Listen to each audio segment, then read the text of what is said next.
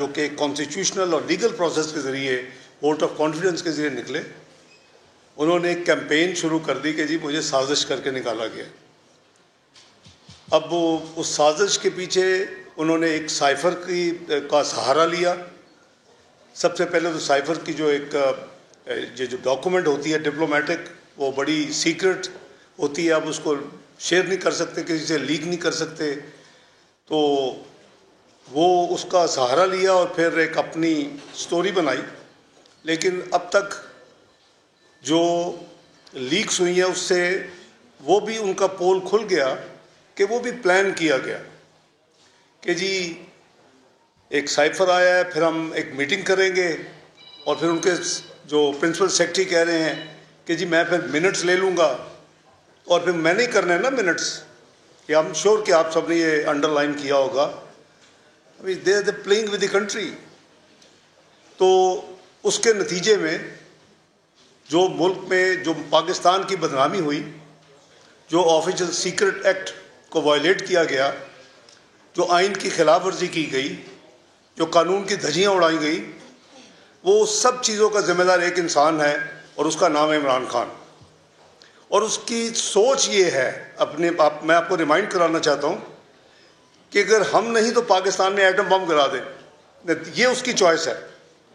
जिस शख्स की ये चॉइस हो तो मेरा ख्याल है या तो उसकी वो अक्ल ख़त्म हो चुकी है, वो कब एक नॉर्मल इंसान नहीं है, या फिर he is a great conspirator जिसका एजेंडा ये है कि पाकिस्तान को ख़त्म करना।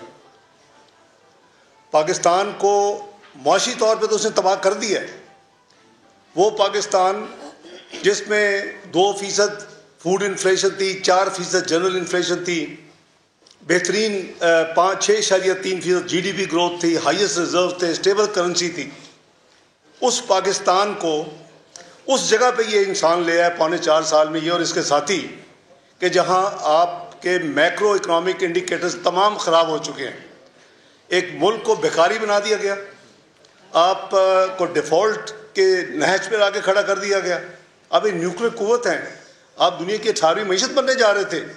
आज कोई पूछे उस इमरान खान से कि ये जो 4 साल की तबाही के नतीजे में पाकिस्तान को 54th इकनॉमिक यानी इकनॉमिकली रेट किया जा रहा है 2034 में, उसका कौन जिम्मेदार है? आई विश कि इस मुल्क में वो कवानीन हो, अगर नहीं है तो लॉ मिनिस्टर साहब बैठे हो, वो बेहतर उसको रोशनी डाल सकते हैं। नहीं है तो बनाने चाहिए। किसी मुल्क में नेशनल सिक्योरिटी ब्रीच की इजाज़त नहीं है। किसी मुल्क में अपने मुल्क की मईशत को जानबूझ के उसको तबाह करने की इजाज़त नहीं है। ये सिर्फ हमारा मुल्क है और एक कल्ट क्रिएट कर दिया गया है कि जो कहेंगे वो उसको माना जाएगा, वो ठीक है। वो तो वही डॉक्टर गूगल वाली बात है कि आप 100 दफ़ा झूठ बोलें तो पीपल विल स्टार्ट बिलीविंग कि ये सच है। तो ये बड़ी बदकिस्मती है कि जब देखा गया, ऑब्वियसली ये इतना सीरियस मैटर है कि इसमें काबीना का फ़र्ज़ है और उसकी ज़िम्मेदारी है प्राइम मिनिस्टर की और काबीना की। तो PDM की तमाम जमातें काबीना में शामिल हैं, तो उन्होंने इस पे कंप्लीट डिटेल के साथ इस हर चीज़ को एग्जामिन किया। अब जब आप एक तो सबसे पहले वो साइफ़र गायब है, वो प्रिंसिपल सेक्रेटरी कहता है कि मैंने, जब प्रिंसिपल सेक्रेटरी इस वक्त के मियाँ शहबाज शरीफ साहब के, वो पूछते हैं उनको फ़ोन करके वो साइफ़र किधर है। ये एक बहुत यानी सीक्रेट डॉक्यूमेंट है और वो ऑफिशियली उनको दिया गया, उनको डिलीवर किया गया। वो प्रॉपर्टी है प्राइम मिनिस्टर हाउस की, और वो साबिक जो प्रिंसिपल सेक्रेटरी हैं वो कह रहे हैं जी कि मैंने तो उनको दे दिया था इमरान खान साहब। और फिर इस लीक्स को जो आप सुना और जो उन्होंने प्लान किया, उसका एविडेंस ये है कि जो मिनट्स वो मौजूद हैं, जो मिनट्स बनाए गए वो मौजूद हैं, साइफ़र मौजूद नहीं है। तो एक लॉजिकल जो प्रोसेस है वो ये है कि दोनों को कंपेयर किया जाए, दोनों को कंपेयर करके देखा है कि वाकई कोई रिफ्लेक्शन है। मैं समझता हूँ कि कोई ऐसी किस डिप्लोमेटिक कम्युनिटी में आपको मिसाल नहीं मिलेगी कि जो मिनट्स किए गए वो लैंग्वेज को इस्तेमाल कर ही नहीं सकता। तो इस पे हुकूमत ने ऑब्वियसली, और अब एस्टेब्लिश हो गया है कि साजिश अपोजिशन ने नहीं की थी, साजिश इन्होंने की थी, और वो पूरी साजिश का अल्लाह ताला ने A to Z ताना बाना खोल के रख दिया। एविडेंस हमारे सामने है। अब क्या हम सियासी मसलत के तहत इसको हाथ ना लगाएं? ये नहीं हो सकता। We will be failing in our national duty, we will be failing in our oath, we will be failing in our constitutional duty अगर हम अप्रोप्रिएट एक्शन नहीं लेते। इस हवाले से एक detailed meeting national security council की भी हो चुकी है, जिसमें सिविल मिलिट्री जो लीडरशिप है वो इकट्ठी बैठती है। इस हवाले से एक कैबिनेट की मीटिंग भी हो चुकी है पिछले, because this is something you can't ignore, वो भी हो चुकी है। और इस हवाले से हम सब का फर्ज है, फॉरगेट अबाउट कौन किसने किया, कौन सी पॉलिटिकल, हम उसको छोड़ देते हैं। जिसने भी किया ये पार्डनेबल नहीं है, इसकी माफ़ी नहीं है। और हम अपने आइन से हम गद्दारी करेंगे अगर हम इसको लॉजिकल कंक्लूजन पे नहीं लेके जाएंगे। तो फैसला यही है कि इसका हम पूरी तरह अपनी नेशनल जिम्मेदारी जो आइन कानून देता है, जो ऑफिशियल सीक्रेट एक्ट में है, जो आपके कानून में है, आपके आइन में है, जो आपके ओथ में है, उसकी रोशनी में इसको आगे लेके जाया जाएगा। और इस पे मैं रिक्वेस्ट करूंगा अपने साथियों को, वाइस प्रेसिडेंट मरियम नवाज साहब हैं, जनरल सेक्रेटरी साहब हैं, राना सनाउल्लाह साहब हैं, परवेज रशीद साहब हैं, आजम तारड़ साहब हैं, मरियम औरंगजेब साहब हैं, कि मैं अब I think I will give floor to Maryam Nawaz Sharif साहबा को। आप जरा रिमाइंड कराने के, आई एम श्योर आपने सबने सुनी है, बट अब जरा आप ऑडियो मरियम औरंगजेब साहब आप जरा चलवा दें जरा। चलिए फिर एक मिनट, लंबी तो है नहीं।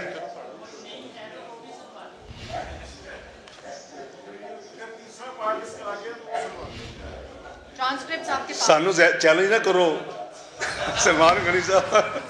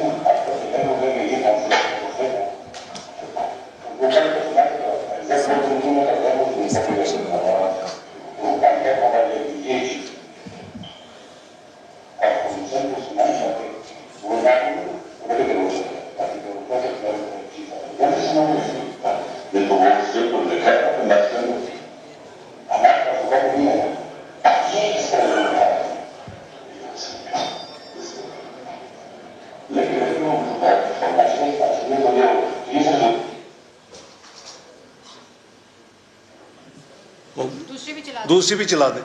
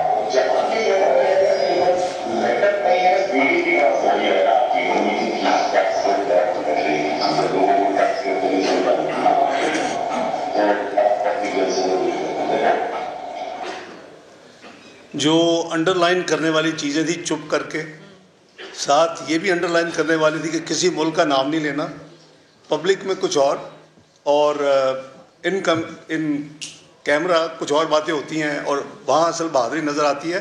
Before I hand over the floor to Maryam Nawaz Sharif साहिबा, I let me tell you कि जो 4 साल का करीबन 4 साल का जो गन था, जो तबाही है, आप सब माशाल्लाह अज़ीज़ शऊर लोग हैं, बड़े बड़े मैं देख रहा हूँ माशाल्लाह एक्सपर्ट यहाँ बैठे हुए हैं, जिसमें मुआशी एक्सपर्ट्स भी आप में से जो कमर्शियल रिपोर्टिंग कॉमर्स की करते हैं।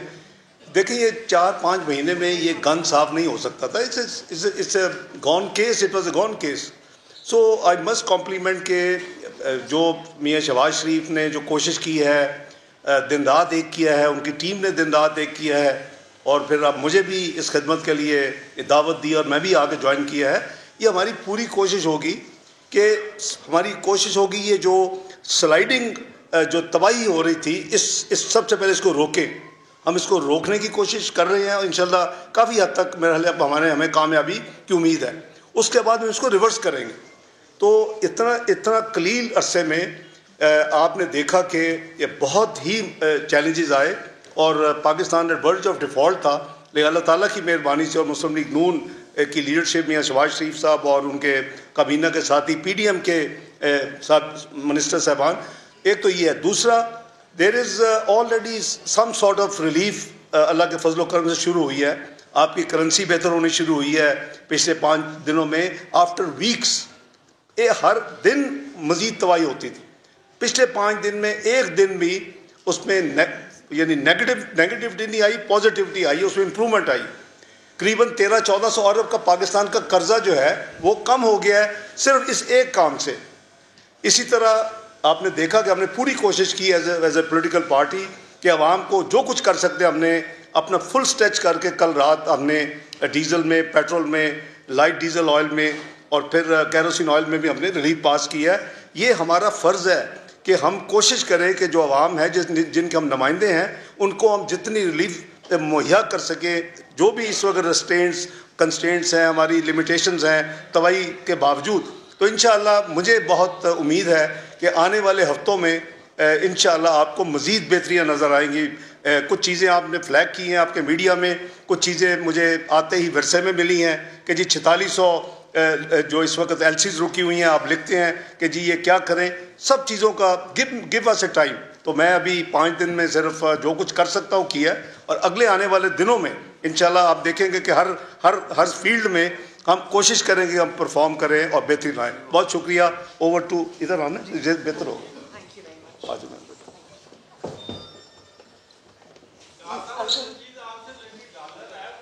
ये जरा बात करें, प्रेस टॉक उसके बाद बात करें। आखिर में प्लीज कर ले जरा आखिर। बिस्मिल्लाहिर्रहमानिर्रहीम। थैंक यू इसाक डार साहब, फाइनेंस मिनिस्टर साहब। हम इनको वेलकम भी करते हैं और मुझे बड़ी खुशी है कि कल बहुत देर बाद आवाम को रिलीफ मिला है। अल्लाह ताला का शुक्र है, आवाम ने बड़े सख्त दिन देखे हैं, लेकिन आए मेरी दुआ है, मैं उम्मीद भी करती हूँ कि आने वाले दिन जो हैं वो आवाम के लिए रिलीफ लेके आएँ। और मैं PMLN की सीनियर क़यादत, जिसमें एहसन इकबाल साहब शामिल हैं, राना सनाउल्लाह साहब हैं और परवेज़ रशीद साहब हैं, सबका मैं शुक्रिया अदा करती हूँ कि वो इस प्रेस कॉन्फ्रेंस में शामिल हुए। अभी जो ऑडियो आपने देखी, जब आपको हम ऑडियो सुनवाने लगे तो आपने कहा कि हमने बहुत दफ़ा ये ऑडियो देखी है, सुनी है। तो हमने भी सुनी, लेकिन आप जितनी बार ये ऑडियो सुनेंगे आपको रियलाइज़ होगा कि इस मुल्क के साथ कितना बड़ा खेल जो है वो खेला गया है। अभी मुझे ये लफ्ज़ भूल गया था, वो ऑडियो सुनी तो याद आया कि चुप करके।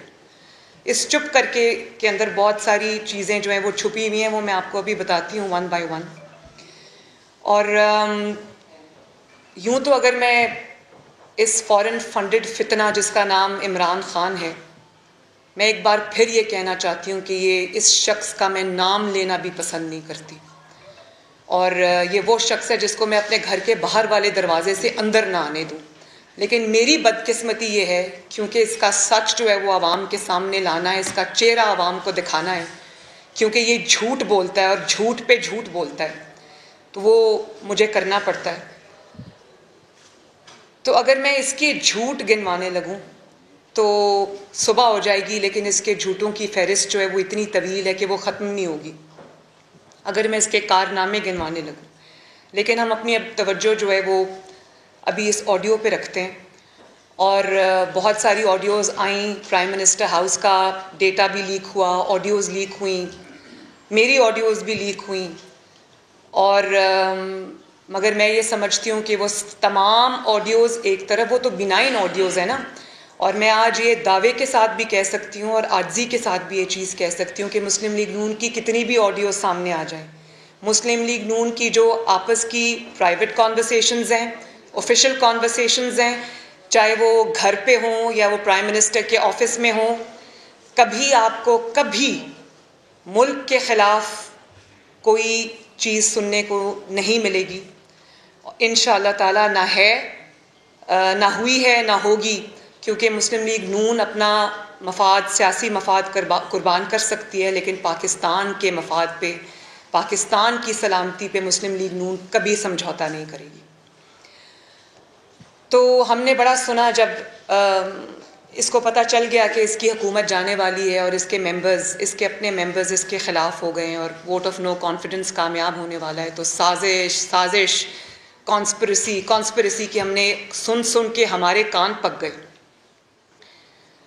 मुझे तो पहले दिन से पता था कि ये शख्स झूठ बोल रहा है, लेकिन जाहिर है कि जब एक शख्स इस तरह झूठ बोले, वो वज़ारत उज़्मा के 4 साल गुजार कर जब वो टीवी पर आए और सियासी जलसों के अंदर वो एक कागज़ लहराए और कहे ये साइफ़र है, ये ख़त है जो मुझे आया है, तो इंसान सोचने पे मजबूर तो हो जाता है ना कि ये क्या बात कर रहा है। हो सकता है भाई किसी ने धमकी दी हो। मुझे बहरहाल पहले दिन से पता था कि ये झूठ बोल रहा है, क्योंकि इस सदी का सबसे बड़ा झूठ ये है कि इमरान खान कभी सच बोल सकता है। तो साजिश तो हुई, लेकिन वो साजिश ना मुस्लिम लीग नून ने की, ना PDM ने की, ना पीपल्स पार्टी ने की, ना वो इस्टेब्लिशमेंट ने की, ना वो किसी और मुल्क ने की, ना वो किसी गैर मुल्की सफ़ीर ने की।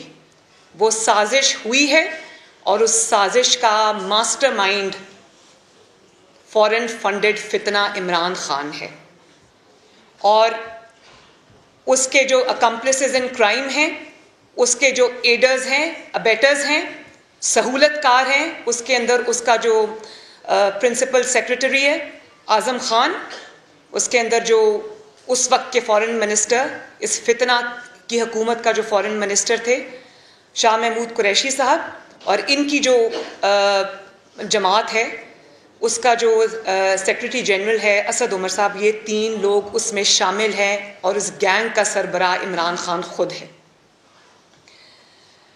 और देखें, अफसोस की बात है, वो प्राइम मिनिस्टर हाउस, वो प्राइम मिनिस्टर का दफ्तर जिसके अंदर बैठ के अवाम की बेहतरी के प्लान बनते हैं, अपनी हुकूमत को किस तरह से उसने डिलीवर करना है, जो मुल्कों के साथ अपने ताल्लुकात कैसे बेहतर करने हैं, इकॉनमी कैसे बेहतर करनी है, सिक्योरिटी कैसे बेहतर करनी है, आवाम आदमी को रिलीफ कैसे देना है। मैंने तो 4 साल जो वज़ीर आज़म नवाज शरीफ साहब के साथ मैंने जो वक्त गुजारा, उसमें तो मैंने यही देखा कि कभी हेल्थ प्रोग्राम बन रहा है, कभी डार साहब के साथ इकॉनमी पे बात हो रही है कि GDP को कहाँ तक लेकर जाना है, और जो अभी क्योंकि तेल की कीमतें कम हो रही हैं तो आवाम को मैक्सिमम रिलीफ पास ऑन करना है। मैंने तो ये बातें सुनी हैं। मुझे तो पता नहीं था कि अवाम के जो नुमाइंदा है उसके दफ्तर में बैठकर, पाकिस्तान के हाईएस्ट ऑफिस में बैठकर कोई वज़ीर आज़म, भले वो जाली वज़ीर आज़म हो, वो मुल्क के ख़िलाफ़ साजिश के ताने बाने बुनेगा। और फिर सिर्फ साजिश नहीं हुई, ये सिर्फ एक कॉन्स्पिरेसी थ्योरी नहीं थी कि मुझे मुल्क से मुझे वज़ारत उज़्मा से निकाल रहे हैं या मेरा वोट ऑफ नॉन कॉन्फिडेंस जो है वो कामयाब होने जा रहा है। ये टैंपरिंग हुई है। ये इससे ज़्यादा सीरियस बात हुई है कि आप कहते हैं एक साइफ़र आया है, तो वो आप उसको कह रहे हैं कि चुपके से वो जो साइफ़र है उसको अवाम को क्या पता। असद उमर ने, इतना क्रेडिट मैं असद उमर साहब को देती हूँ कि उन्होंने कहा कि सर ये कोई लेटर तो नहीं है, ये तो ट्रांसक्रिप्ट है। ट्रांसक्रिप्ट का लोगों को क्या पता, साजिश बनाओ ना। जैसे बेगम साहिबा ने फरमाया था कि अरसलान बेटा सब कुछ साजिश में छुपा दो, गद्दारी में छुपा दो। जो कोई हम पे तनकीद करे, चाहे वो तोशा खाना हो, फॉरेन फंडिंग हो, कुछ भी हो, कहो जी ये तो गद्दारी के साथ लिंक कर दो। तो खुद उन्होंने भी यही किया प्राइम मिनिस्टर्स ऑफिस में बैठकर। आपने पाकिस्तान के इतने सेंसिटिव डॉक्यूमेंट के साथ आपने टैंपरिंग की, आपने जालसाजी की, आपने उसको बदला। और अभी जैसे डार साहब ने आपको बताया और कल कैबिनेट मीटिंग में भी ये बताया गया कि वो साइफर जो है उसकी ओरिजिनल कॉपी जो है वो पड़ी हुई है मिनिस्ट्री ऑफ फॉरेन अफेयर्स में, और उसका जो वो था कॉपी थी वो वजीर आजम हाउस से गायब है। जहां आप 2000 पानी की बोतलें मिनरल वाटर जाते जाते, बड़ा सुना था ना, एक डायरी लेके गए और चुपके से निकल गए। 2000 मिनरल वाटर की बॉटल्स जैसे उठा के ले गए, इसी तरह आप साइफर की कॉपी भी उठा के ले गए, क्योंकि आपने टैंपरिंग की थी, क्योंकि आपने जालसाजी की थी, आपने उसको तब्दील किया था। और आपने ये सोचा कि अवाम तो बेवकूफ़ है, चुप करके ये कर दो, लोगों को क्या समझ आएगी। इससे आपने पाकिस्तान की जो इज्तमाही दानिश है, पाकिस्तान की जो इज्तमाही अकल है, समझ है, फहम फरासत है, उसको आपने उसकी तजलील की है। आपको माफ़ी मांगनी चाहिए पाकिस्तान के अवाम से, और सबसे ज़्यादा माफ़ी आपको अपनी जमात से मांगनी चाहिए, जिनके सामने खड़े होकर आपने वो झूठा ख़त लहराया और झूठ बोला साजिश का, और उन्होंने मान लिया। उनके बारे में अब मैं क्या बात करूं।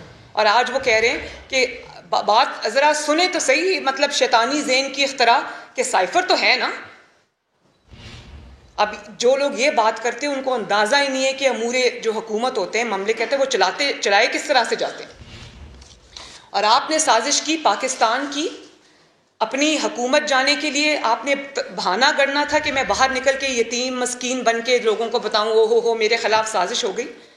लेकिन असल बात यह है कि आपने साजिश की पाकिस्तान की सालमियत के खिलाफ, आपने साजिश की नेशनल सिक्योरिटी के खिलाफ, आपने साजिश की पाकिस्तान के जमहूरी निज़ाम के खिलाफ, आपने साजिश की पाकिस्तान की फॉरेन पॉलिसी के खिलाफ, आपने साजिश की सफारती ताल्लुकात पाकिस्तान के उसके खिलाफ। और आज मुझे ये बताया जाता है, मुझे अभी प्राइम मिनिस्टर साहब ये बता रहे थे कि कोई मुल्क आपको कोई खत लिखने पर तैयार नहीं है, कोई सफ़ीर आपके साथ बात करने को तैयार नहीं है, क्योंकि किसी का पाकिस्तान के ऊपर एतबार नहीं रहा। वो कहते हैं कि हम कोई खत भेजें या हम कोई साइफर भेजें या हम कोई कम्युनिकेशन भेजें तो हमें बाद में पता चलेगा कि वो तो तब्दील करके तो उसका तो साजिश बन गई है, हम साजिशी बन जाएंगे। ये मेरे साथ बैठे हुए थे, अभी हम प्राइम मिनिस्टर के घर से आ रहे हैं, ये एहसन इकबाल साहब भी थे, राना सनाउल्लाह साहब भी थे, हम सब थे।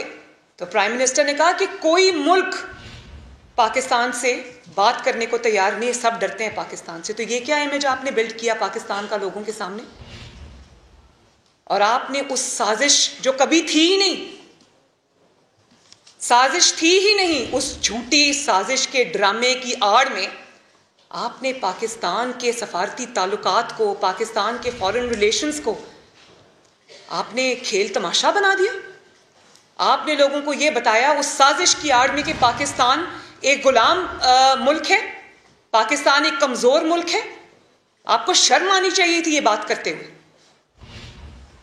और फिर कहा कि खेलना है, इसके ऊपर हमें सिर्फ खेलना है।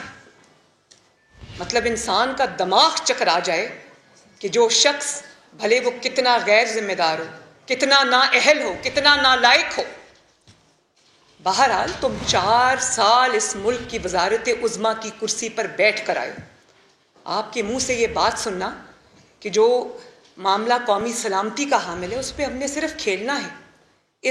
ये जो जुमला इमरान खान साहब की ऑडियो में है ना कि हमने सिर्फ खेलना है, इसमें उनकी 25 साल की, जिसको कहते हैं ना, वो कहते हैं मेरी 25 साल की जिद्दोजहद, वो उनकी 25 साल की जिद्दोजहद, उनकी 25 साल की जो सियासत है वो इस एक जुमले में छुपी है। कभी हमने जनरल पाशा के साथ मिलकर खेलना है, कभी हमने ज़हीरुल इस्लाम साहब के साथ मिलकर खेलना है, कभी हमने अवाम के मैंडेट के साथ खेलना है, हमने अवाम के मैंडेट पे डाका डाल के RTS बिठा के हमने वज़ीर आज़म बनना है, और कभी हमने, जैसे अभी डार साहब ने कहा, कि मईशत के साथ खेलना है। जाहिर है जिस बंदे का अभी जो माइंड सेट है वो उसने पाकिस्तान के जो 22 करोड़ अवाम हैं, पाकिस्तान का जो मुल्क है, जो उसको ओवल स्टेडियम समझता है, वो उसी माइंडसेट से बाहर नहीं निकला, तो उससे तो मैं यही एक्सपेक्ट करूंगी।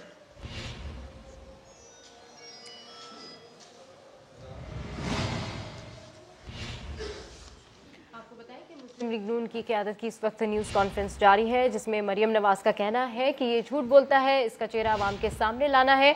बड़ी खुशी है कल अवाम को रिलीफ मिला है। ऑडियो को जितनी बार सुनेंगे अंदाज़ा होगा इस मुल्क के साथ किस तरह का खेल खेला गया है। उनका मजीद कहना है कि नून लीग अपना सियासी मुफाद कुर्बान कर सकती है, लेकिन मुल्क के मुफाद पर कोई समझौता नहीं होगा। उनका कहना है कि इस सदी का सबसे बड़ा झूठ यह है कि इमरान खान कभी सच बोले। मुझे पहले से मालूम था इमरान खान झूठा है। इमरान खान ने सियासी जलसों में साइफर लहराया। नून लीग की चाहे कितनी ही ऑडियो सामने आ जाए, मुल्क के खिलाफ कुछ सुनने को नहीं मिलेगा। साजिश जरूर हुई, मगर इसका मास्टरमाइंड फॉरेन फंडेड फितना इमरान खान है। उन्होंने मजीद कहा कि प्रिंसिपल सेक्रेटरी आजम खान इमरान खान के सहूलतकारों में शामिल है।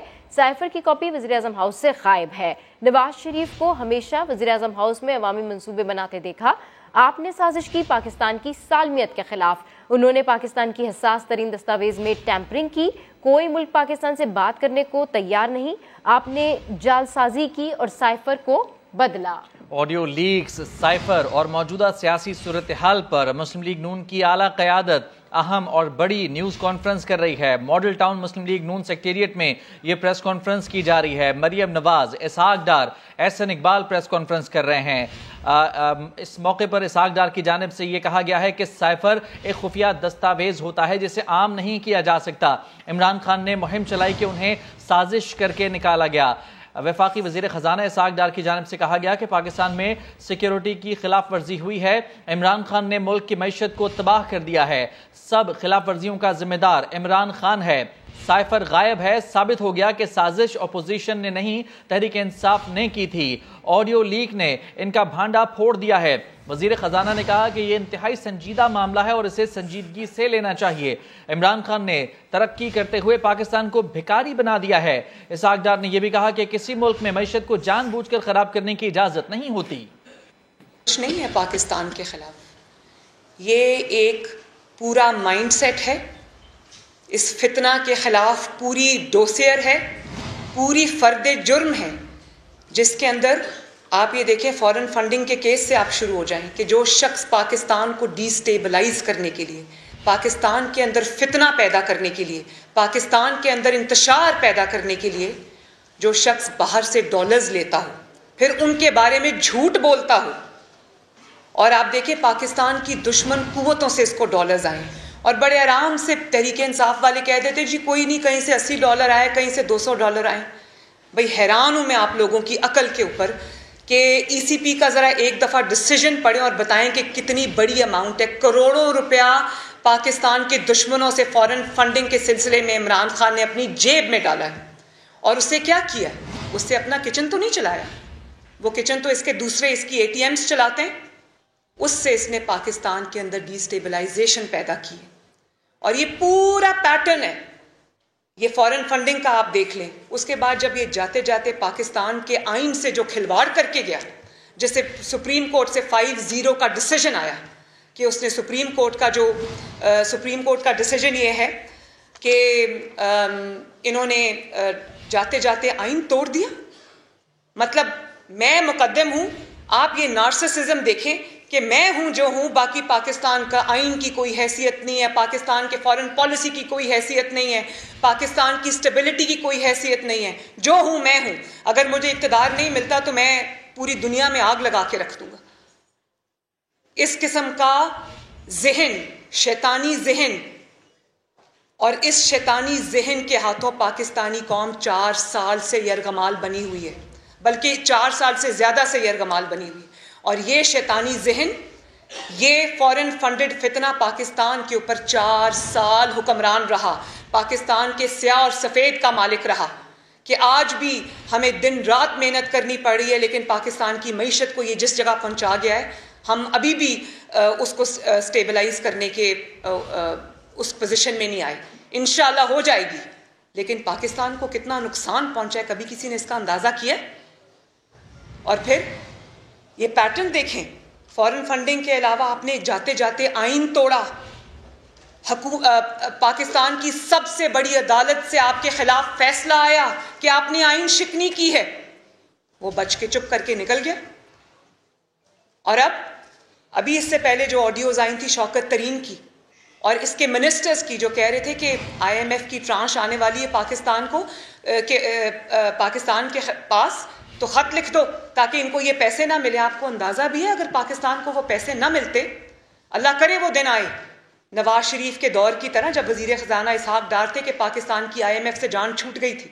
हम कोई खुशी खुशी IMF के साथ डील नहीं कर रहे, ये डील इमरान खान करके गया था और जिसको फ्लाउट भी करके चला गया जाते जाते, जिसकी वजह से पाकिस्तान को श्रीलंका बनने में चंद ही कदम का फासला था।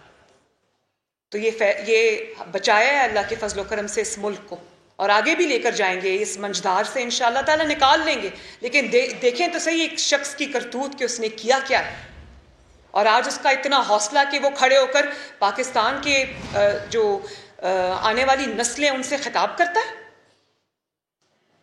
उस दिन एक कॉलेज में यहाँ पर GC यूनिवर्सिटी में गया हुआ था, कल मैंने सुना है या आज पता नहीं, वो KPK में कहीं खिताब कर रहा था और उनको ये कह रहा था बताओ किसने की है साजिश। तो बच्चों को पता चल गया किसने की है साजिश। पाकिस्तान के अवाम के जहन में तुम झूठ भर रहे हो, नफरत भर रहे हो, साजिश भर रहे हो। अल्लाह करे कि अब ये अगर किसी कॉलेज में जाए तो बच्चे इससे पूछें कि ये ऑडियोज क्या हैं, कि मुल्क के साथ खेलो, चुप करके ऐसे कर दो, किसी को क्या पता चलेगा। ये नाम ना लो, अच्छा ये भी नाम ना लो कि लोगों को दर्स दे रहा है कि हमें आज़ादी चाहिए, हमने ये करना है वो करना है, हम गुलाम नहीं हैं, लेकिन नाम ना लेना। खबरदार किसी ने नाम लिया गलती से भी नाम नहीं लेना, और नाम गलती से मुंह से जब निकल गया तो कहता हो नहीं ये वो मुल्क नहीं है, कोई और मुल्क है। मतलब खेल तमाशा। और सिर्फ ये कि नाम नहीं लेना, जब नाम ले दिया तो उसके बाद वहां से $25,000 पे आपने एक लॉबिंग फर्म हायर कर ली अमेरिका से, जो और वो अमेरिकन की फर्म है जिसको इसलिए हायर कर लिया गया कि अमेरिका से इमरान खान साहब के ताल्लुकात बेहतर करा दें। और वो जो फर्म है वो क्यों हायर की है, वो क्या कह रहे होंगे वहां जाके अमेरिकन को कि जी गलती से बच्चे के मुंह से नाम निकल गया, गलती हो गई, माफ कर दें, सियासत खेल रहा था, कोई बात नहीं, बच्चों के जहनों से खेल रहा था, सियासत में ये करना पड़ता है, गलती हो गई, माफ कर दें। है तो वो आपका ताबेदार ना, है तो आपका फर्मा बरदार, कोई बात नहीं, गलती हो गई, जाने दें। वो लॉबिंग फर्म और क्या कर रही है? मुझे आप ये बताएं कि किसी मुल्क ने, आप कहते हैं अमेरिका ने आपके खिलाफ साजिश की, कोई मुल्क आपके खिलाफ साजिश कर ले तो आप क्या उससे जाके माफिया मांगेंगे? उसमें लॉबिंग फर्म हायर करेंगे, उसके सफीरों को बुला के मिलेंगे? पाकिस्तानी कौम को, पूरी पाकिस्तानी कौम को अमेरिका के खिलाफ नारे लगाओ, बाहर के मुल्कों में अमेरिका के खिलाफ नारे लगाए, और अंदर बैठ के क्या कह रहे हैं, नाम ना लेना अमेरिका का। ओहो हो। मतलब आपने पाकिस्तानी कौम को बेवकूफ समझ रखा है। क्या समझा है आपने कि वो आपके जो जमात में लोग बैठे हैं उनकी तरह उनकी अकलों पे भी पर्दे पड़े हुए हैं, उनकी आंखों पे भी पर्दा पड़ा हुआ है। जिस तरह टीवी पे तकरीर में जो जज मोहतरमा थी ज़ेबा, उनको इसने ललकारा, बदतमीजी की। मुझे तो पता है इसका तो काम ही, इसकी तो ट्रेनिंग ही ऐसी हुई हुई है, ख़वातीन पर जुमले कसना, जुमलेबाजी करना। तो वही इसने जज ज़ेबा के साथ किया। और फिर वहाँ कल मैंने देखा जाके कहता है कि मुझसे गलती हो गई है, मुझे माफ़ कर दे। अगर कोई ऐसी, मतलब जिस गलती पे आप पकड़े जाएं वहाँ पर आप माफ़ी मांग लेंगे, जो गलती पकड़ी ना जाए उस पर वो गलती ठीक है। जज ज़ेबा वहाँ पर तशरीफ़ नहीं रखती थी। मेरा ख्याल है कि उनको भी किसी ने बताया होगा कि एक ऐसा शख्स आ रहा है जो ख़वातीन के बारे में ये ख्याल करता, खबरदार तुमने उससे बात की। घर वालों ने शायद ये कह के उनको हटा दिया हो वहाँ से। तो देखें, ये है इमरान का किरदार, ये है इस शख्स का चेहरा, ये है इस शख्स का बातिन। और मैं ऐसे ही इसको फितना नहीं कहती, मुझे पता था, मुझे कोई हैरानी नहीं हुई इन ऑडियोज से। मैं इसका और भी इसको अच्छी तरह से जानती हूँ। पाकिस्तान की तारीख में बहुत सारे वज़राए आज़म आए और गए। उसके अंदर हमारे जो निगरान वज़राए आज़म थे, जमहूरी वज़राए आज़म थे, इलेक्टेड प्राइम मिनिस्टर्स थे, डिक्टेटर्स भी आए, लेकिन आज तक गद्दारी का लेबल किसी वजीर आजम के माथे पर नहीं लगा जो गद्दारी का लेबल इमरान खान के माथे पर लगा है। फांसियां चढ़ गए वज़राए आजम, गोलियां खा गए, जिला वतन हो गए, 2-2 बार उम्र कैद सुन ली और जिला वतन हो गए, नाहक जेलें काटी, कैदें काटी, लेकिन जो बदनामी का, गद्दारी का दाग इसके चेहरे पे लगा है वो बेइज्जती किसी भी वजीर आजम के हिस्से में नहीं आई। और तुम्हारा क्या ख्याल है कि जो 2-2 बार वज़राए आज़म रहे हैं, 3-3 बार वज़ीर आज़म बने हैं, उनके सीनों में राज नहीं होंगे? उनको साइफर्स नहीं आते होंगे? जब नवाज शरीफ साहब ने एटमी धमाके करने का फैसला किया तो उनको भी धमकियां दी गई, उनको भी लालच दी गई, उनको भी थ्रेट्स आए, उनको भी साइफर्स आए होंगे। फोन तो आया, वो $5 अरब की जो इमदाद उन्होंने ठुकराई थी, तो उनको भी साइफर्स आए होंगे। ऐसा तो नहीं कि उनको कोई रिटन कम्युनिकेशन नहीं आई होगी, साइफर्स नहीं आए होंगे। फोन आ गया तो साइफर्स भी आए होंगे। लेकिन जो बात उन्होंने कही उसको कहते हैं एब्सोल्युटली नॉट। अब वो जो लोगों ने इसके कहने पर पीटीआई के कारकुनों ने एब्सोल्युटली नॉट के गाड़ियों पे स्टिकर्स लगा दिए थे, अब उनको पूछना चाहिए कि इमरान खान साहब उन स्टिकर्स का क्या करें? अमेरिका का नाम लेना है या नहीं लेना? और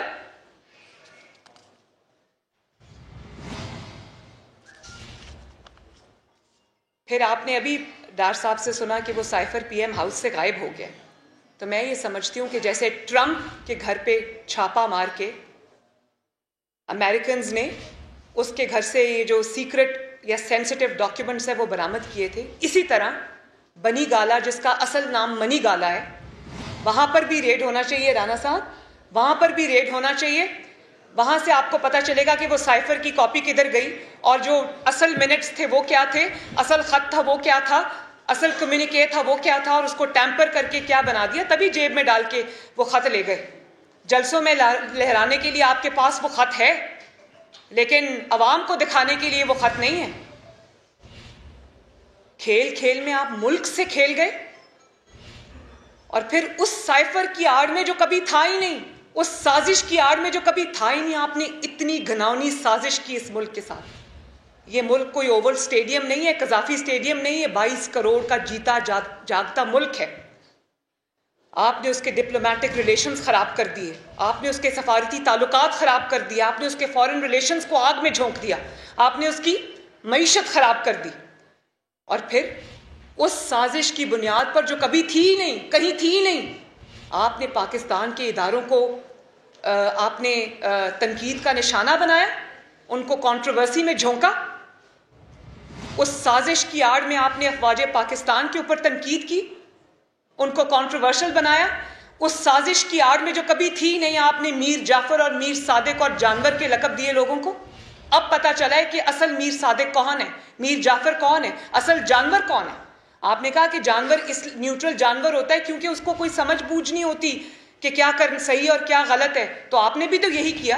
आपसे बड़ा फिर जानवर कौन है इस दुनिया के अंदर, जिसको ये पता नहीं कि मैं अपनी सियासत की खातिर अपने मुल्क को और मुल्क की सलामती को दाव पे लगा रहा हूं। और उसी साजिश की आड़ में जो कभी हुई ही नहीं, आपने शुहदा को तजलील का निशाना बनाया, तनकीद का निशाना बनाया। आपको शर्म आनी चाहिए। वो हेलीकॉप्टर जब क्रैश हुआ, उसमें अफवाज पाकिस्तान के सीनियर ऑफिसर से लेकर जूनियर ऑफिसर्स तक मौजूद थे। आपकी जमात ने और आपने शर्मनाक कैंपेन चलाई। आपके लाख इख्तलाफात हो सकते हैं किसी इदारे से, सियासी इख्तलाफात हो सकते हैं, उस पर बात की जा सकती है, हम भी करते हैं।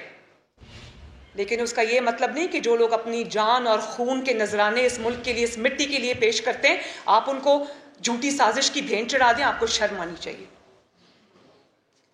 और वो जो XYZ तुम करते फिरते हो कि XYZ ने मेरे खिलाफ साजिश की, इस ऑडियो ने बताया कि वो X भी तुम हो, Y भी तुम हो, Z भी तुम हो, मीर सादिक भी तुम हो, मीर जाफर भी तुम हो, जानवर भी तुम हो। जानवर भी जो है वो अपने मालिक के साथ जो है वो वफा करता है। तुमने अपने मुल्क से वफा नहीं की और अपनी घटिया सियासत की खातिर तुमने मुल्क को अपने मफादात की भेंट चढ़ाने की कोशिश की।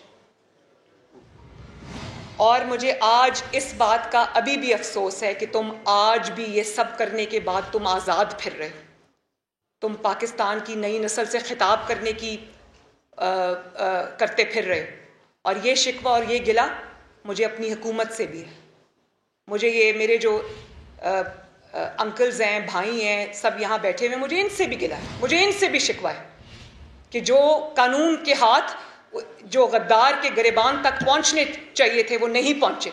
वो आज भी आज़ाद घूम रहा है, वो आइन तोड़ता है, आज़ाद घूमता है। वो फॉरेन फंडिंग में बाहर से फंड लेकर पाकिस्तान में फितना और इंतशार फैलाता है और आज़ाद घूमता है। वो तोशा खाना की घड़ियां चोरी करके बेच देता है और आज़ाद घूमता है। अभी पिछले दिनों में देख रही थी कि इनका कोई ट्वीट आया हुआ था, जो प्रिंस मोहम्मद बिन सुल्तान है, वो बने हैं प्राइम मिनिस्टर सऊदी अरेबिया के, उनको मुबारकबाद दे रहा था। तो मुझे ख्याल आया कि जिसकी घड़ियां बेच के खा गया उसको किस मुंह से ये मुबारक दे रहा है, जिस ताकि एक और घड़ी मिले। और मतलब समझ से बाला तर है ये बातें। वो क्यों खुला फिर रहा आज भी? क्यों कानून के हाथ उसके गिरबान तक नहीं पहुंचते? और फिर मैं अपनी हुकूमत से ये नहीं कह रही कि उसके ऊपर एफेड्रीन डाल दो, उसके ऊपर चर्च का मुकदमा बना दो, या उसके ऊपर हेरोइन का मुकदमा बना दो, या उसके ऊपर नारोवाल कॉम्प्लेक्स का मुकदमा बना दो, या मेरी तरह उस पर एडिंग और अबेटिंग का मुकदमा बना दो। जो एडिंग एंड अबेटिंग उस क्राइम में जो कोर्ट ने कहा हुआ ही नहीं। मैं ये कह रही हूं कि इसने आइन तोड़ा है, इसने पाकिस्तान का बैतुल माल का माल बेचकर खाया है, इसने फॉरेन फंडिंग ली है पाकिस्तान को तबाह करने के लिए, डिस्टेबलाइज करने के लिए। इसने हुकूमत पाकिस्तान और अपना प्राइम मिनिस्टर का दफ्तर इस्तेमाल किया है पाकिस्तान के खिलाफ साजिश करने के लिए। और होगा किसी का लाडला, हमारा लाडला नहीं है। और फिर किरदार देखें, भयानक चेहरा देखें और बातें सुने क्या करता है। पहले भी जब DGISI का तकर्रर हुआ तो वो झाड़ फूंक के नज़र हो गया, क्योंकि इसको आंखें, कान और नाक चाहिए थे। तो इसने अफवाज पाकिस्तान की तकर्रियों को इसने लिम्बो में रखा।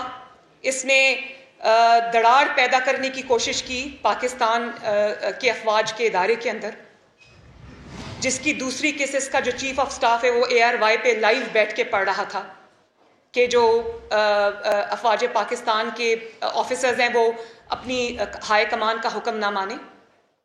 और बात देखें, हिम्मत देखें इस शख्स की कि क्या क्या ग्लेरिंग चीज़ें इसकी सामने आई हैं, और जलसों में खड़े होकर चीफ ऑफ आर्मी स्टाफ की तकर्री के बारे में बात करता है। जिस शख्स को गद्दार बनाकर, गद्दारी का तौक जिसके गले में होकर उसको सल्लाखों के पीछे होना चाहिए था, उसकी इतनी हिम्मत कि आज वो उस तकर्री को भी कंट्रोवर्सी में झोंकना चाहता है।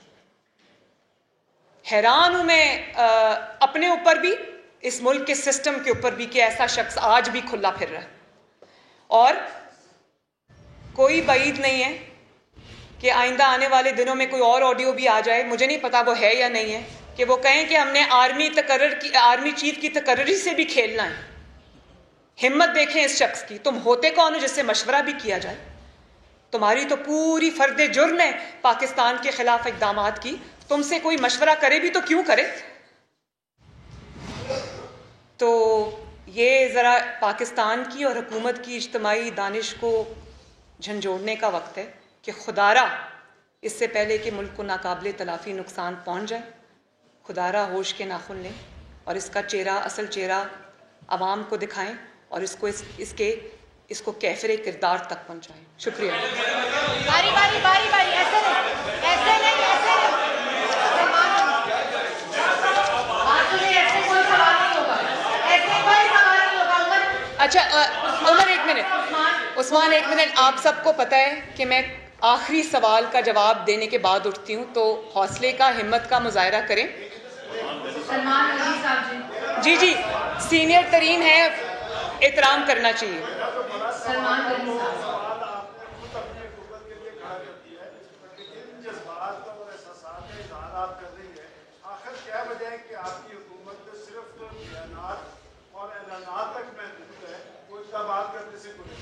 और ये बताएं कि जिस साइफर की आप बात कर रहे हैं, ये क्या पाकिस्तान खारजा या खारजा ऑफिस जो है ये हुकूमत पाकिस्तान का पाबंद है। तो उस वक्त के इलेक्टेड प्राइम मिनिस्टर को भी वो साइफर दिखाने से गुरेजा था और आज भी वो साइफर आपके खारजा ऑफिस में पड़ा है। अगर प्राइम मिनिस्टर हाउस से वो चोरी हुआ है तो वो आपके खारजा ऑफिस में पड़ा है।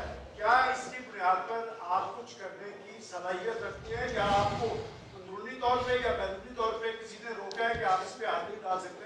दूसरा सवाल मेरा इसहाक़ साहब से। अच्छा, पहले मैं जवाब दे लूँ। आपने इतने सारे सवाल इकट्ठे पूछ दिए, आप तीसरा भी पूछने लगे थे। शुक्रिया सलमान गनी साहब, आपने बड़ी अच्छी बात की और मैं ये समझती हूँ कि जो कमेटी बनी है कल इसकी इन्वेस्टिगेशन के लिए, ये मामला इन्वेस्टिगेटेड है। इस मामले में इन्वेस्टिगेशन की ज़रूरत नहीं है। जो शख्स अपने मुंह से इतराफ़ कर रहा है कि हाँ मैंने ये गुनाह किया, हाँ मैंने पाकिस्तान की तकदीर से खेला, और खेलो और चुप कर जाओ, उसके बाद आपको इतराफ़ गुनाह के बाद आपको और क्या सबूत चाहिए? हाँ, एक रस्मी कार्रवाई होती है जिसमें आप उसको भी बुलाएं, उसकी बात भी सुने, जिसमें आप, क्योंकि आप मुजरिम को एक मौका देते हैं, उसकी भी बात सुने। आप जो आपके प्रिंसिपल सेक्रेटरी थे आज़म खान साहब, उनकी भी बात भी सुने कि आपने ऐसे गलत काम में उनको रोका क्यों नहीं, उनकी मावनत क्यों की, उनकी बात भी सुने। आप जो भी असद उमर साहब की बात भी सुने, शाह महमूद कुरैशी साहब की बात भी सुने। उनको एक एक मौका मिलना चाहिए, लेकिन जुर्म साबित करने की ज़रूरत नहीं है।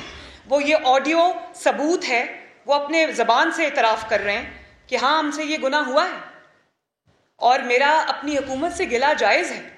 मैंने तो कहा है कि किसी एक का ये लाडला होगा, जनूबी पंजाब के किसी जगह का लाडला होगा, हमारा लाडला नहीं है। और ये भी मैं बता दूं, ये उनका भी लाडला नहीं है। हर कोई अपना अपना खेल खेल रहा है, इमरान खान को इस्तेमाल कर रहा है जैसे उसने इमरान ने उसको इस्तेमाल किया।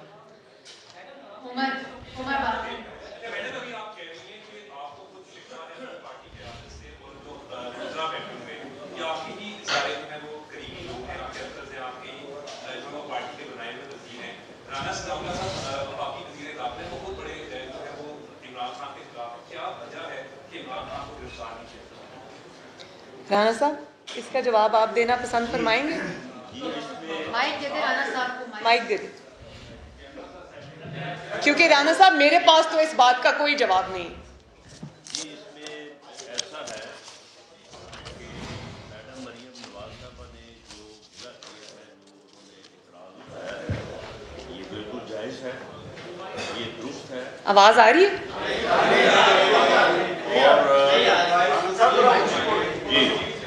और मैंने कहा कि ये इतराज़ जो मैडम मरियम नवाज साहबा ने उठाया है, ये बिल्कुल दुरुस्त है, ये जायज़ है, लेकिन ये बात मलूज़े खातर रखी जाए कि ये PMLN, ये बिल्कुल दुरुस्त है, ये जायज़ है, लेकिन ये बात मलूज़े खातर रखी जाए कि ये PMLN की हुकूमत नहीं है, ये इत्तेहाद की हुकूमत है और इत्तेहाद में सबको ऑन बोर्ड लेके चलना पड़ता है। इस सिलसिले में जो कल मीटिंग हुई है कैबिनेट की, 25 मई के वाक़यात के बाद मेरा ये बड़ा फॉर्म जो है वो एनालिसिस था और रिक्वेस्ट थी कैबिनेट से कि कैबिनेट जो है वो इस बारे में फ़ैसला करे और इसके ख़िलाफ़ म्यूटनी जो है वो waging war against the government और पाकिस्तान के कैपिटल पर मुसल्ला जथे से हमलावर होने का जो है वो मुकदमा दर्ज किया जाए, इसे गिरफ्तार किया जाए, इसे प्रोसिक्यूट किया जाए। और ये इतना बुज़दिल है कि ये उसी दिन जो है वो 25 मई को ये भाग गया था पेशावर और उस वक्त तक वहाँ से नहीं आया जब तक कि इसने जो है वो बेल बिफोर अरेस्ट नहीं ली। उस वक्त कैबिनेट ने इसके ऊपर कोई फैसला करने की बजाय एक सब कमेटी बना दी और सब कमेटी के जब मामला सुपुर्द होता है तो फिर बात लंबी हो जाती है। कल जो है, कल कैबिनेट ने इस बारे में बड़ा फर्म फैसला किया है और इस मामले को पार्लियामेंट में भी उठाया जाएगा और मुझे उम्मीद है कि बहस के बाद पार्लियामेंट जो है इसके खिलाफ आर्टिकल 6 का रेफरेंस दायर करने का फैसला करेगी और उस फैसले के बाद ये आदमी जो है ये अपने अंजाम को पहुंचेगा। देखिए, मैं इसमें एक चीज़ ऐड करना चाहूँगी जो राणा साहब ने अभी कहा कि इन्होंने कहा इत्तेहादियों की हुकूमत है। बिल्कुल इत्तेहादियों की हमारे साथ इत्तेहादी भी हुकूमत में का मसला है, पीडीएम का मसला नहीं, ये पाकिस्तान की बात है। और मुझे ये बताएं कि जितनी भी जमातें बैठी हैं पीडीएम में, सब मुहिब्बे वतन जमात है। जब आप उनके सामने ये बात आई है तो कौन है वो शख्स पाकिस्तानी 22 करोड़ में एक भी नहीं होगा जो कहेगा इसके खिलाफ एक्शन ना लिया जाए।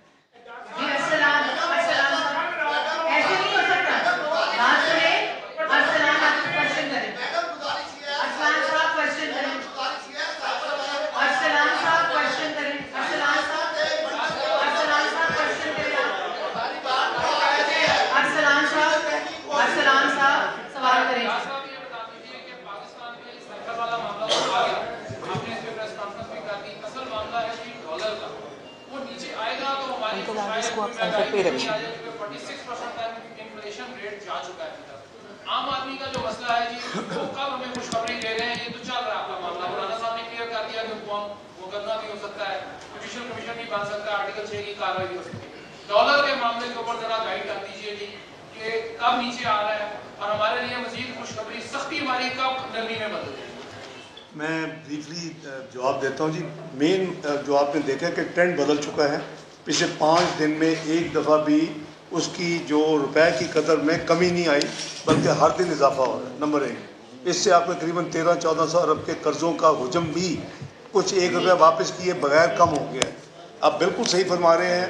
ये मैं इसको कहा करता हूँ मदर ऑफ ऑल ईवल्स, और पर्टिकुलरली फॉर इकॉनमी, क्योंकि इसी वजह से इन्फ्लेशन हुई है।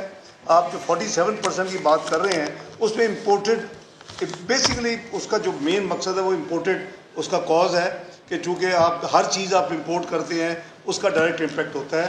इंशाअल्लाह इस ये रुपए की कदर में, अच्छा ये मैं भी पूरी जिम्मेदारी से कह सकता हूँ कि रुपए की कदर आर्टिफिशियल है। मैंने एक यानी एक्शन अभी तक एक एक्शन नहीं लिया, लेकिन उनको याद है कि 90 और 99 में उनके साथ क्या हुआ था। जो स्पेकुलेटर हैं, जो इस मुल्क की करेंसी में अपने चंद करोड़ों या चंद अरबों के लिए इस मुल्क को हज़ारों अरब में दबो देते हैं, तो इसलिए इंशाअल्लाह it will be dealt with. मेरा ख्याल है कि उन्होंने वॉलंटरली जो मार्केट मुझे दिखा रही है उन्होंने एक्शन शुरू कर दिया है। अभी मैं सिर्फ वॉच कर रहा हूँ, लेकिन हम तमाम देखिए ये हमारा फ़र्ज़ है और मैं आपको जिम्मेदारी से बता रहा हूँ कि रुपए की असल वैल्यू ये नहीं है, ये अंडर वैल्यू है। इसको इससे ज़्यादती की गई है, इसमें खेल खेला गया है और हम उनको नहीं छोड़ेंगे। जी जी जी जी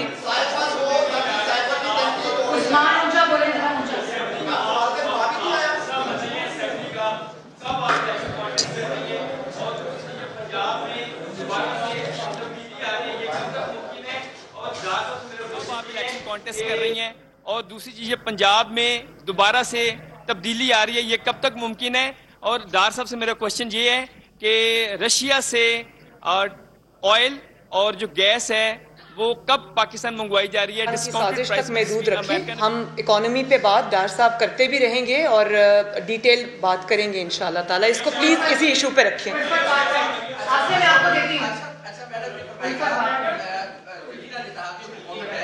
लेकिन क्रेडिट और डिसक्रेडिट आम आदमी की नजर में मुस्लिम लीग नून के लिए वो कौन से लोग हैं जो आपकी और यशपाल साहब की आडियो भी लीक करते हैं? ये आडियो भी लीक, वो कौन लोग हैं? ये अकाउंट्स हैं, ये कहाँ से हैंडल हो रहे हैं? एक सेकंड पहले इसका जवाब सुन लें। मुझे इसमें कोई शक नहीं है कि ये इमरान और उसके कोच की कारस्तानी है। कोई हैकर नहीं है, कोई हैकिंग नहीं हुई, कोई बताऊं? हाँ, इतने तो आप भी नहीं कि आपको नाम ना पता हो। तो मुझे इसमें कोई शक नहीं है, कोई हैकर नहीं है, कोई डार्क वेब के ऊपर कुछ नहीं है। ये सब फ्रॉड है और ये सब जो है वो इन्हीं की कारस्तानी है।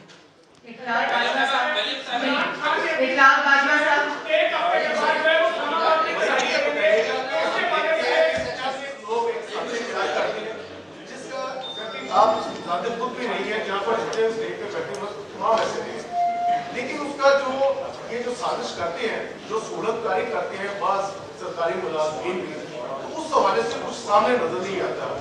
कुछ अर्से बाद पाकिस्तान में ये सिलसिला पे दर पे होता रहता है। इसके तदारे के लिए क्या सियासी कुत्ते जो हैं वो भी कोई इस पर भरोसा नहीं है कि किस तरह आप इफेक्ट हुई है? देखिए, मैं एक बात आपको बता दूं, मैं जिस तरह मैं जिस तरह अफेक्ट हुई हूँ, मेरा केस 4-5 साल, मेरे केस की जब डिटेल फैसला आ जाएगा, मैं उसका इंतज़ार कर रही हूँ। जब इंशाल्लाह आ जाएगा उसके बाद मैं आप लोगों से उसके बारे में डिटेल बात करूँगी। लेकिन मैं आपको एक बात बताऊँ, 4-5 साल या 6 साल हो गया पनामा को आए हुए, मुझे कोई शक नहीं था। मुझे पहले दिन से पता था कि इंशाल्लाह ताला ये होगा। लेकिन आप ये देखिए कि अगर ठीक है, हमारे ऊपर सख्ती भी आई, हमारे पे आजमाइश भी आई, हमने कुछ नुकसान नाकाबिले तलाफ़ी भी हो गए, लेकिन उस पूरे 6 साल में जिस तरह साजिशियों के चेहरे अवाम ने देखे, अगर वो 6 साल का अरसा ना गुजरता तो भला वो चेहरे कभी अवाम के सामने आते?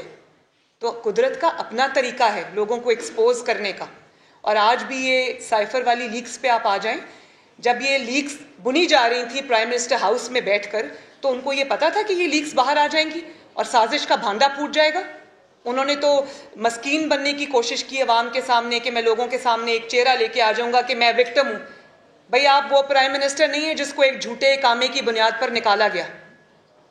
आपके अपने मेंबरान आपका साथ छोड़ गए जब आपके पास और कोई बात नहीं थी। कारकर्दगी आपकी इतनी बुरी थी कि अल्लाह ताला की पनाह, जब आपकी कारकर्दगी बुरी थी, जब आपके अपने मेंबर्स आपको प्राइम मिनिस्टर होते हुए छोड़ गए थे, तो जाहिर है बाहर आके कुछ कहने के लिए तो होना चाहिए था ना। तो शैतानी दिमाग जो है वो अमल में आया और उसने ये साजिश घड़ी बैठ के। तो आखिर उन्होंने सोचा था कि किसी को कभी पता नहीं चलेगा। ऐसा नहीं होता, सबको सब कुछ पता चलता है, वक्त वक्त की बात है, सब सामने आएगा। जी,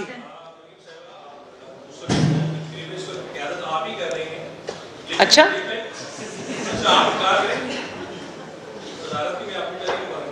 चले ये मुझे बताइएगा कि ये तमाम जब आपको हुकूमत मिली, खासतौर पर पंजाब में मिली, तो जो लोग छोड़कर आपके पास आए, खासतौर पर जिन्होंने इमरान खान के दौरे में वज़ीर आज़म होते हुए प्रेस कॉन्फ्रेंस की, उनके सबूत सामने लेके आए और उन्होंने बात सबसे पहले बुलंद किया। आज उनके खिलाफ कार्रवाइयाँ हो रही हैं, उनकी निजी जिंदगी को डिस्कस किया जा रहा है, उस प्रल्यूट किया जा रहा है, उनके छापे पड़ रहे हैं, पुलिस रेड कर रही है। पंजाब हुकूमत पड़ी है, अली खान साहब का नाम ले लेता हूँ, उसमें दीगर लोग भी हैं, उनकी सोसाइटी पर झूठे मुकदमे किए जा रहे हैं। उसमें मुस्लिम लीग नून क्या कर रही है, खासतौर पर इस हवाले से भी जब पार्टी देखी है कि जो लोग मुश्किल में आपके साथ खड़े हुए, आप उनका साथ लोग देंगे। देखिए, बात तो ये है कि जो जब वो इमरान खान साहब के साथ थे, यहीं से उनकी बात पता चल जाती। बात दूध का दूध पानी का पानी हो जाता है कि जब वो इमरान खान साहब के साथ थे, जब इमरान खान साहब उनके जहाज़ इस्तेमाल कर रहे थे, उनके पैसे इस्तेमाल कर रहे थे, उनके खर्चे पे पार्टी चला रहे थे, तब उनके अंदर कोई बुराई नहीं थी, तब उनको कोई मुकदमा नज़र नहीं आया। आज जब उन्होंने एक फ़ैसला किया और इस झूठे शख्स को, साजिशी शख्स को छोड़ दिया, तो आज उनके अंदर सब गुनाह भी याद आ गए, उनकी चीज़ें भी याद आ गई, उनकी चीज़ें भी खुल रही हैं। तो ये तो खुद ही भाई बात। और जहाँ तक आपने बात की कि ये जो इक़दामात उनके ख़िलाफ़ हो रहे हैं, ये भी शॉर्ट लिव्ड है। इंशाल्लाह अभी इन सब चीज़ों का सामना इनको खुद करना पड़ेगा। बस एक सेकंड, मैं आज ज़रा थोड़ा ऐड करना चाहता हूँ। मुस्लिम लीग नून, मैं समझता हूँ कि वी अप्रिशिएट कि उन्होंने अपने ज़मीर के मुताबिक हर जो पाकिस्तानी जो सफ़र कर रहा था, जो मुल्क डूबने की तरफ जा रहा था, उन्होंने अपने ज़मीर के मुताबिक उन्होंने अपनी पार्टी के खिलाफ उठ खड़े हुए। मैं समझता हूँ कि उसमें आइन में बड़ी वाज़े एक प्रोसेस है। मुस्लिम लीग नून ने उनको ऑनर किया, आने वाले ज़िमनी इलेक्शन में उनको टिकटें दी। हालांकि बहुत लोग समझते हैं कि उनको अगर हम खड़े ना करते तो शायद हमारी ज़्यादा सीटें निकलती। और हमें लोग कहते थे इलेक्शन से पहले कि ये अगर आप टिकटें देंगे तो चूँकि ये PTI का ज़्यादा हिस्सा रहे हैं तो शायद आप हार जाएंगे। लेकिन मियाँ नवाज शरीफ ने फैसला किया कि जब ये आइन के लिए खड़े हुए, जब इन्होंने अपने ज़मीर के मुताबिक, तो हम इनको नहीं छोड़ेंगे चूँकि हमारी ये हुकूमत नहीं है। तो ज़ाहिर है कि ये पॉलिटिकल विक्टिमाइजेशन में तो PTI मास्टर माइंड है। आपके पास लगता है सवाल ख़त्म हो गए।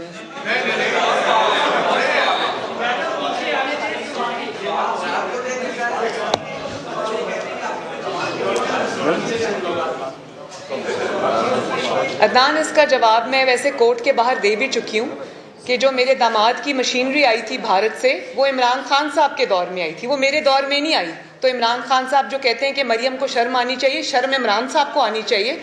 हालांकि उसकी जायज़ आई है, उस वक्त इम्पोर्ट खुली थी, तो वो इमरान जब प्राइम मिनिस्टर था तब आई थी। और मैंने बिल्कुल, प्राइम मिनिस्टर खुद कह चुके, शहबाज शरीफ साहब खुद कह चुके हैं कि ना मैंने उनसे कोई सिफारिश की, ना मैंने उनसे कोई कहा। उन्होंने कहा कि ये कानून अब बदल गया है, तो एप्लीकेशन विड्रॉ कर ली गई, किसी ने जिद नहीं की। जी, ये मेरा मुल्क है, इसके कानून का एहतराम मुझ पे वाजिब है। जी, असल जो पॉइंट है वो ये है कि पब्लिक में कोई और पोजीशन ली जा रही है, कमरों के अंदर कोई और पोजीशन। हाँ, लेकिन ये भी हकीकत है कि आपकी अपनी भी ऑडियो बनाई है और उसके अंदर ये नजर आया कि मिर्जा इस्माइल साहब के हवाले से पब्लिक सुने में हमें बताया जाता है बड़े जबरदस्त वीडियो बनाया है। आपकी ऑडियो में पता लगता है कि नहीं, उनकी तो बड़ी शिकायतें आ रही हैं, उन्होंने सीधा हराम किया और तंग किया। अब मेरा पॉइंट ये है कि ये सारा कुछ जो है सियासी मुद्दे में, असल बात जो है वो हम सब जानते हैं कि अगले 2 महीने में एक बड़ी इंपॉर्टेंट डेट, एक बड़ी इंपॉर्टेंट तैनाती आ रही है। उस हवाले से आप पब्लिक डोमेन में ये पोजीशन लेती रही है कि आप एक्सटेंशन को गुनाह समझते हैं। डेट, एक बड़ी इंपॉर्टेंट तैनाती आ रही है, उस हवाले से आप पब्लिक डोमेन में तो ये पोजीशन लेती रही हैं कि आप एक्सटेंशन को गुनाह समझती हैं। क्या बंद कमरों में भी आप यही समझती हैं? बड़ा अच्छा आपने सवाल पूछा। अब मैं आपको ये बता दूं कि मेरी पब्लिक में भी वही स्टेटमेंट्स होती हैं।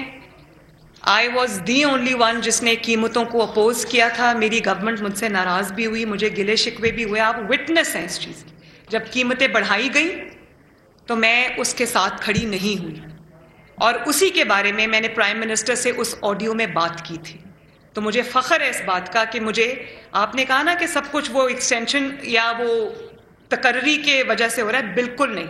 ये सब इसलिए हो रहा है कि हुकूमत का एक ही मकसद है, मेरा एक ही मकसद है कि जब अगर हम हुकूमत में हैं तो हम आवाम को रिलीफ दें, इस मुल्क की खिदमत करें। और मेरी ऑडियो में भी यही बात थी जब मैं प्राइम मिनिस्टर से ये कह रही थी, और मेरी ट्वीट पर जो पूरी दुनिया में करोड़ों लोगों ने देखा, मेरी ट्वीट में भी यही बात थी। मेरी बात में कोई डबल स्टैंडर्ड नहीं है। मैं बल्कि घर पे इससे ज़्यादा सख्त बात करती हूँ। सियासी मजबूरियाँ होती हैं, आपको मीडिया पे आकर आपको बड़ी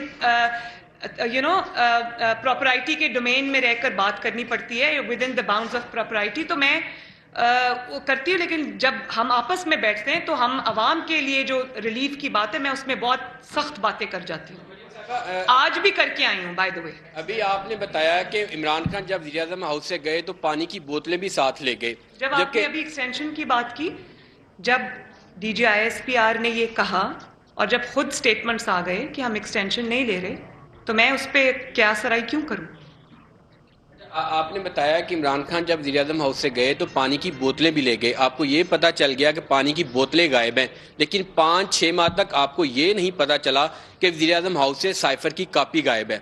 कहाँ पर वो 2 मीटिंग जो आगाज में की गई थी, कबीना की और नेशनल सिक्योरिटी काउंसिल की मीटिंग बुलाई गई थी, वो किस डॉक्यूमेंट की बेस पर बुलाई गई थी? दूसरा ये, अभी आपने कहा कि आप बंद कमरों में भी आवाम के मफाद की बात करते हैं, जबकि आपकी ऑडियो में है जिसमें आप कह रही हैं कि अंकल जो सेहत कार्ड है इसको बंद कर दें, इमरान खान के पास सेहत कार्ड के अलावा कुछ नहीं रह जाएगा। इसमें आपका दोहरा मयार क्यों है? आपने मेरा जो कोर्ट के बाहर, जब आप तो मीडिया वाले हैं, आपने सुनी थी मेरी प्रेसर, मैंने उसका जवाब दिया था। सेहत कार्ड किसने बनाया था?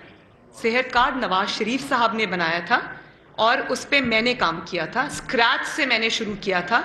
आवाम की भलाई का मंसूबा है और जिसके अंदर करोड़ों लोगों का फ्री इलाज होता है। बड़े बड़े सर्जरीज होती हैं, हार्ट की सर्जरीज होती हैं, किडनी की सर्जरीज होती हैं, जो आम इंसान अफोर्ड नहीं कर सकता। ये नवाज शरीफ साहब ने बनाया था। और आपको याद होगा कि वो मुझे साथ लेके जाते थे, उन्होंने जगह जगह जाके उस कार्ड को लॉन्च किया था। तो मैं कभी ये गुनाह नहीं कर सकती, मैं इमरान खान नहीं हूँ कि हमजा जब कहे कि 200 यूनिट से कम जो इस्तेमाल करते हैं उनकी बिजली फ्री करनी है तो वो कोर्ट में जाके उसको बंद करा दे।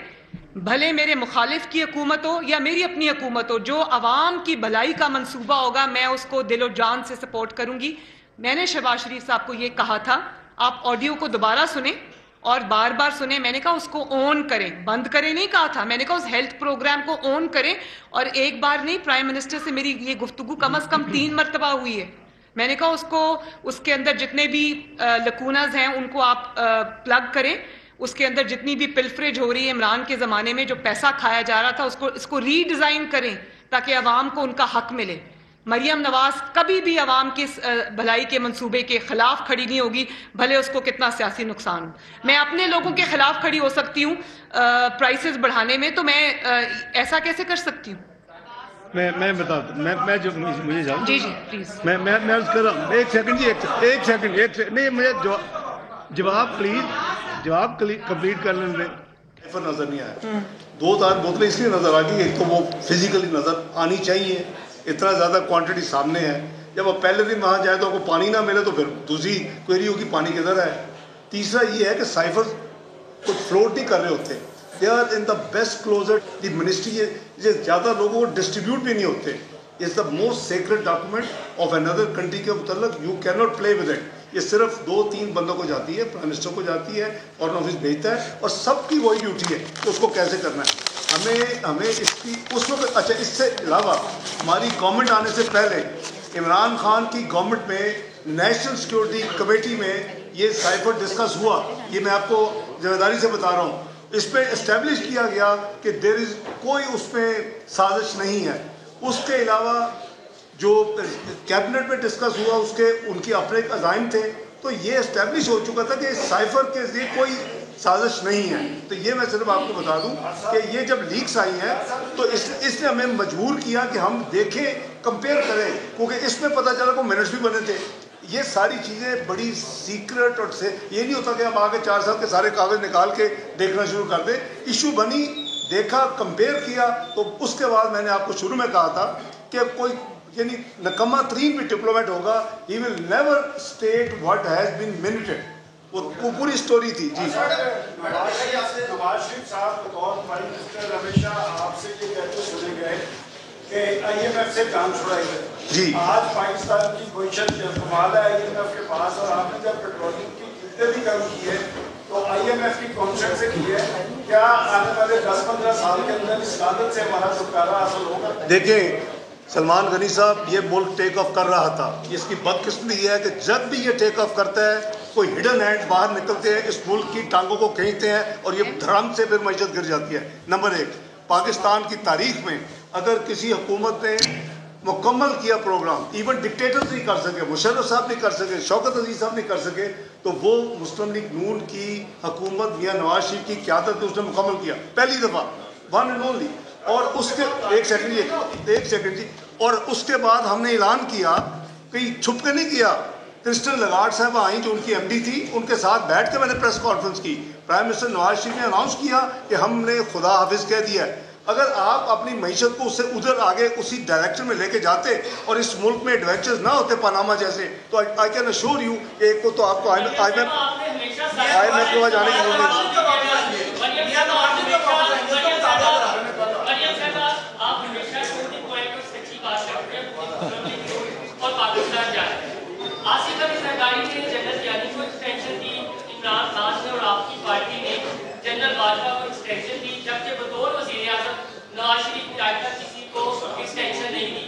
आप ये बताएं कि नवाज शरीफ अपने भाई को फॉलो करेंगे, इमरान खान को फॉलो करेंगे या आपका क्या? आपने जो नहीं सॉरी मैंने जो आपने बात की कि नवाज शरीफ साहब डार साहब आ गए और इंशाअल्लाह ताला बहुत जल्द, बड़ी जल्दी वो भी बहुत जल्द नवाज शरीफ साहब भी आएंगे, अपनी पार्टी को भी संभालेंगे, इस मुल्क को भी संभालेंगे। और जहाँ तक आपने जो बात की, जो जब मौका आएगा तो जो पाकिस्तान का आइन कहता है, पाकिस्तान का कानून कहता है, हम इंशाल्लाह वही करेंगे। बहुत बहुत शुक्रिया।